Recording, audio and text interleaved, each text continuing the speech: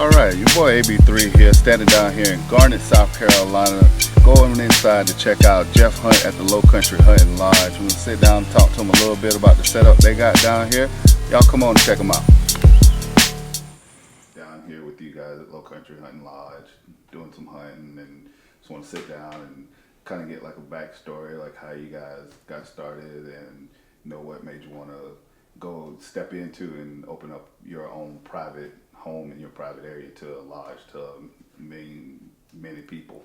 Absolutely. Like I said, just glad to have you guys here. That's our whole goal, is to have people here in the Low Country and show them a slice of our life and the hunting that we have here. I've hunted here. I grew up in Florida, but my parents are both from here. My whole family lives here, and so I kind of spent half my time here and half the time in Florida. And so I killed my first buck when I was 9 years old. Been hunting ever since. Have guided, full time for the last 10 years for several of the lodges here in the area, and so of course love working with people and getting again to show them what we have here. Everybody, the hunting's different everywhere you go, and so we've got a really neat area, with the deer and hogs and turkeys and just so much wildlife. And to be able to share that with people, and again, as I worked with other lodges, you get to see the best and kind of the good and bad of everywhere. And of course, you always think about how you would do it if you had the time and place to do it. And so I'd always kind of thought about it. And the last couple of years took care of my mom with dementia. This is her house. My wife took care of her until she got so bad that she needed a full-time caretaker. In the last year and a half, that was my job. And so at night, when she went to bed, we'd go out night hunting. And so I had friends that, have hunted with me for a long time, and they would stay in town and eat and do their own meals and stay at the hotel. And then we'd go and night hunt and always had a great time. And so I was able to take care of my mom and do what I love and, help share the Low Country with everybody. And but unfortunately, like we had talked about, she was declined from the dementia, but got cancer and passed away early this year. Wow. And much we hated to lose her. Yeah. Again, it was a blessing in many ways, because she wouldn't have wanted to live like that, and she would love to see her house filled with antlers. Yeah. Believe it or not, my mom was not a hunter, but she loved antlers. My goodness, she'd pick them up in the house. She'd always ask, for me to bring antlers over and hang my deer heads up, and she loved the outdoors. She loved watching the deer out the back window on the pear tree. So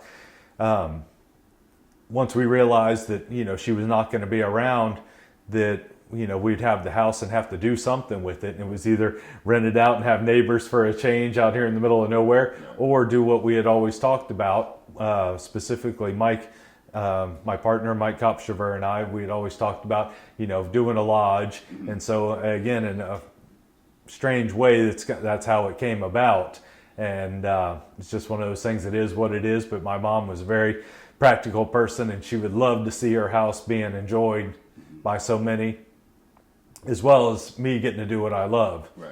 And so in addition to our wedding photography that Amy and I do, we wanted to guide and again, bring people here to the Low Country and let them experience what we get to enjoy every day. So with that, she had done a lot of work to the house. We had done it together. But the last thing that was left was the floors. So a few weeks ago, we emptied out the house, stripped the floors, sanded them down, and redid the house. And that's what you see now. And we've since got it almost set up the way we wanted, and we've hunted the last couple of weeks, and so we're new in business, but again, I've been hunting and taking people hunting for a long time, and so, but it's nice to have them right here where they're so close. We're just a few minutes, like you saw, we're just a few minutes away from each of our properties. Sure. We can be there in just a couple of minutes, eat a nice dinner here prepared by my wife, then right out to the woods and get to sit and enjoy and see what all's out there. Now, one of the things that I like and what I find interesting in the lodge and what you guys do, there's not a lot of people here. No. When you book your hunt, it's you and whoever you bring with you. It's not like you got 8, 10, 12 hunters in camp with you. Is that by design? Is that because of the house, or is that something you picked up along your years of seeing other people do it? Combination of all of it. One, of course, this is not as big as some of the lodges that are around here. It's a 3-bedroom, 2-bath house. So again, it's a little more of an intimate experience. And again, having worked with other lodges that take 10, 12 or more a day, yes, that can be a unique experience and a great hunting experience. And some people want to go to a big lodge where there's lots of people but at the same time, a lot of people want to come somewhere where they feel like they're the focus. Right. Where sometimes at a bigger lodge you can be kind of lost in the numbers because A, there's so many people there that day, plus there's so many people just before you got there and after you got there. Mm-hmm. And so, on one hand, we want to keep it small because the hunting pressure is everything with the hunting. I mean, if you overhunt the property, even if you've got good animals out there, you're just not going to see them. They're going to move at nighttime. They're smart. They don't want to die. Right. They know what's going on. That's right. They know what's going on.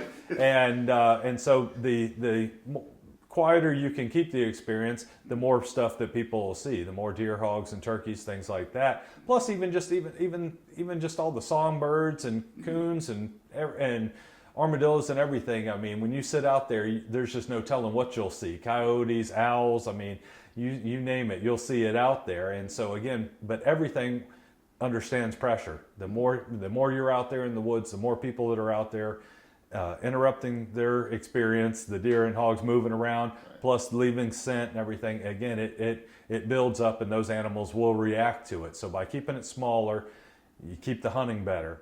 Matter of fact, my wife and I, we went to Alabama 15 years ago for our honeymoon to hunt. Believe it or not. And we went somewhere very similar to this. We did not go to one of the big lodges where we'd just be somebody there. We went to a small place like this, and where we were the only hunters there, and just had a great experience. And so again, between keeping it small for the quality of the hunting as well as for the experience of the guest, it goes hand in hand. Now, another thing that I like, especially being a bow hunter, is you guys, and when I was talking to you guys at the show, one of the things that stuck with me, you guys set your stands and your blinds up for success.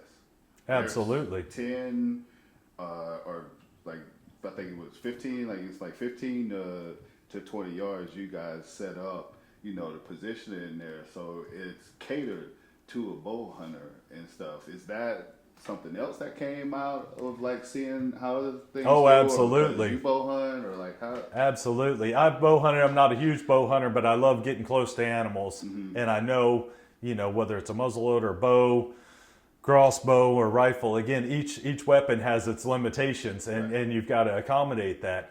And what I found was that a lot of the lodges, again, the bow hunters tend to be kind of secondary citizens. Right. Afterthought. Yeah, afterthought.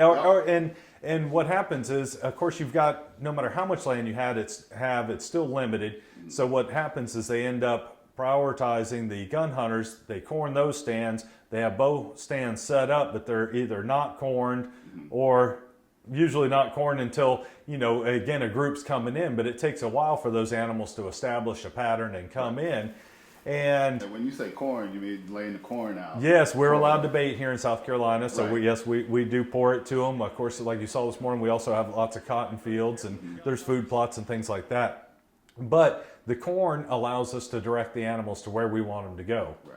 And so that enables us to be able to hunt the wind, which is important even with gun hunting, but unbelievably crucial with the bow hunting. Right. And so to be able to direct that animal where I want them to go, I can then check the wind and be able to predict where that animal's coming from and where he's going, and then work the wind to our advantage. Right. And so certainly want to set that up. But we keep our bow stands. If you see, they are overlooking the same corn that our gun stands are. Not all of them, but some of them. Some other lodges, they say, well, the bow hunters don't want to hunt by the gun hunters.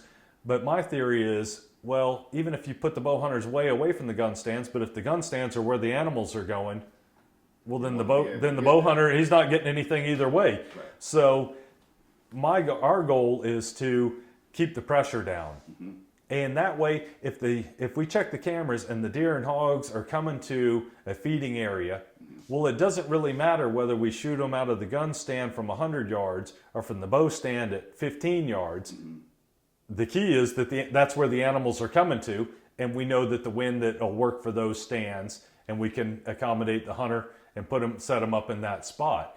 Now, again, you've got to watch it because, of course, the gun hunters will produce a little more pressure if you allow them to shoot a lot or overhunt the stand. Right. So you've got to be aware of that. But again, if the camera shows that there's no hunting pressure, the animals are moving freely and hitting that stand, it doesn't matter whether we sit at 10 yards or 110 yards. Right. The key is that that's where those animals are coming. We know where they're coming from and where they're going, and we can set up and hunt that wind accordingly to give us the best chance of success. Yeah, that's the whole point of when you go with a guide. Anybody can go out in their backyard and kind of just figure it out on their own, but if you go with a guide, you want somebody that's got knowledge that's going to help you be successful. Absolutely, absolutely. Certainly it helps when when you haven't hunted the area. Hunting the low country. It's thick. It's usually hot with lots of bugs, and so to know how to that really makes it difficult on the bow hunting because, of course, with the scent, so again, that's why the entrance and exiting of the stands, how we get there, what we do with them, and then who we put there, again, has a big impact on what they're going to see. And then at the same time, again, depending on the experience of that person, I want to sit and talk to them and find out a little bit about them, what they've done, so that I know how close I can put them and how I can best set them up for success. Because we had a husband and wife that came and hunted open and week for us. He's been a guide. He's hunted all over the country, has lots of experience. His wife, who wants to sit by herself and do her own thing, kill her own animals, has not hunted near as much. And so knowing that I could put him in a stand and kind of, okay, the animals, they're feeding down there, they're crossing, you know what to look for. I know if something steps out, he only needs a second to shoot it. Where with his wife, I knew that she'd need a little more time to get set up.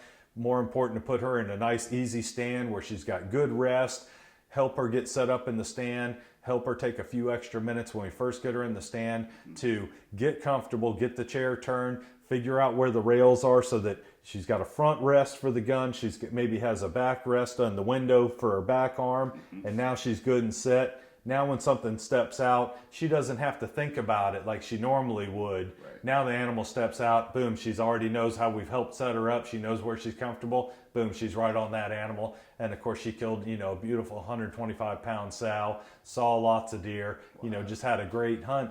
And that was our goal. And of course they had a great hunt together as a couple. Mike and I started hunting I was guiding at Cypress Creek, and he started coming down quite a few years ago to turkey hunt and hog hunt with his brother Matty. And so they'd come down and I guided them, and, and of course loved to help everybody hunt, but just really hit it off with Mike and his brother. And so they kept coming down to hog hunt. Then Mike's a big turkey hunter, so he started coming down to turkey hunt.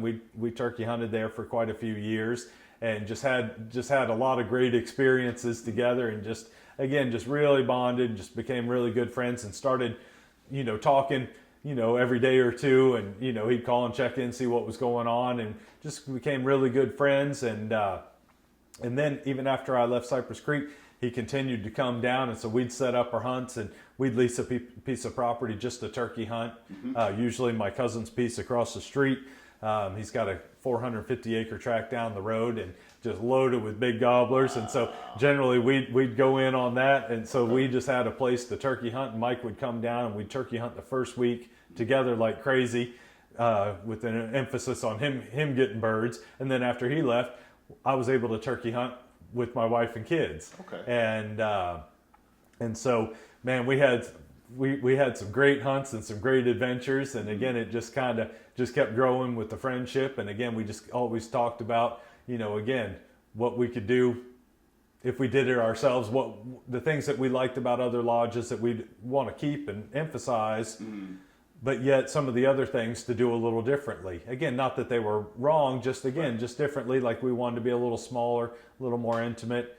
And so that's what we've got set up. So now, did he have any guiding experience or anything like that, or he came in, you guys just meshed together? He was a hunter and you were a guide. Yes, exactly. Okay. He's kind of learned as he's gone. No, I mean Mike's hunted for years up north mostly. Okay.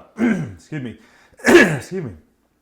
So he wasn't as experienced hunting in the low country, but certainly after what he calls my turkey boot camp, where I ran him all over the woods, after a few years, of course, he really picked up on it and is a good hunter in his own right. And he's got some property. He lives in Indiana, has property just across the border in Illinois. Okay. And so he's a committed big buck and turkey hunter up there. Yeah. And he just always loved to expand his season and come down here. One of the funniest was we actually had the sheriff helicopter land and try to take us to jail during the turkey hunt one year. So what did y'all do? I was assuming Hampton County? Yes, yes. So why are they messing with y'all? Well, that was a good question. That's why I wanted to ask, and that's why I waved at the helicopter, only to realize that later that when I waved at the helicopter, they thought I was an escaped criminal. Yeah, because the federal pen. The federal prison is right up the road. Yeah. And this guy had not escaped, but they had arrested him breaking into one of the hunting clubs out here in the country. And as they were trying to put the handcuffs on him, he made a break for it, made it into the woods and kept cutting through, woods. And it's so thick they couldn't find him. So they sent out the helicopter. Right. And he had escaped in the vicinity of my cousin's property. We're sitting there turkey hunting on the edge of the field, and here comes this helicopter, and it goes by us, and then turns around and comes back, and it kept circling the field, and this went on for over an hour, and I don't know if they were watching us on the infrared, I don't know, right. But again, every time they left, they would come right back over us. Okay. And after an hour, I'm like, I thought they would leave, Mike. I'm like, but obviously not. I'm like, these guys are pretty committed on messing up our hunt here. I'm like, let's just move to another field down the road. So we stood up, we're moving fields, we're walking down a fire break, and here comes the helicopter for the 50th time. I'm like, that's it, Mike. I'm like, they must see us on camera or something. I'm like, let me just step out in the opening and wave to them, and they'll see we're turkey hunting is and go on. Right. And by then, my wife had texted and told me about the escaped criminal. And so now we at least knew what they were looking for. So I'm like, let me just wave this guy on. Yeah. Well, as he went over at just treetop level, I stepped out from under the trees and waved at him. Mm-hmm. And when I did, I thought it looked like he was crashing, but what it was a very crazy semi-controlled landing into the field that we were headed to hunt. He just kind of went and landed, and there was a row of trees between us. And I knew with a landing like that good times were not ahead. Right. And so I just looked over at Mike. I'm like, you may want to drop the gun. And so with that, Mike dropped the gun. We put our hands up. I got the turkey decoys in my hands. Mm-hmm. They come out of the helicopter with the AR-15s on the run. Oh, my God. And finally, they realize as they're running towards us that we're standing there with the turkey decoys and turkey vest, and you can just see their face kind of, I think we made a mistake. Right.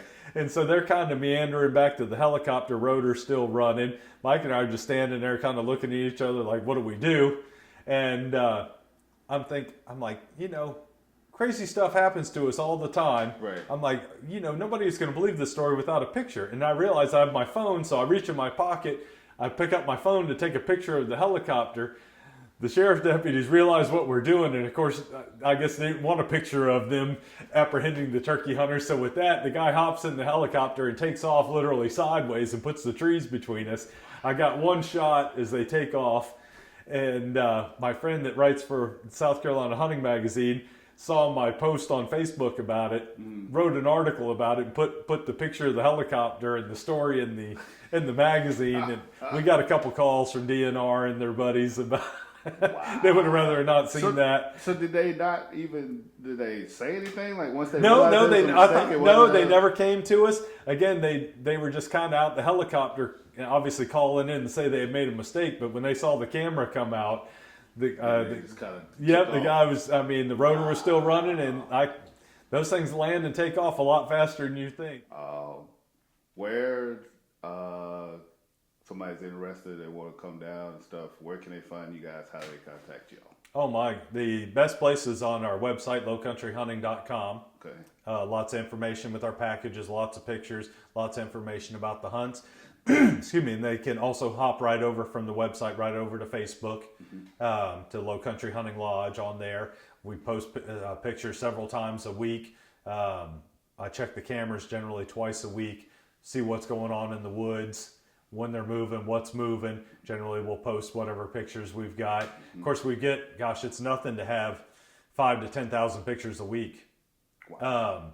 And so, my goodness, if we put up, 50, it's really, it may only be, 5% of what we've seen.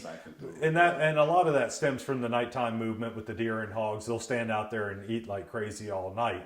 That's what's so nice about the night hog hunts. Before, when they didn't allow it, you just looked at it on camera and were like, darn, I wish they'd move in daytime. We're now, with the lack of pressure, we get lots of daytime movement, but at the same time, hogs are very nocturnal animals, much more nocturnal than the deer. And so, bam, we see them standing out there hogging the corn. We roll on out there and make at least one pay for the corn. Hey, thanks for watching. Continue to follow us on Instagram and Twitter at @BryantLand_life. Check out the YouTube channel, Bryant Land TV, and of course on our website, Bryant-Land.com, Bryant-Land.com. Thanks.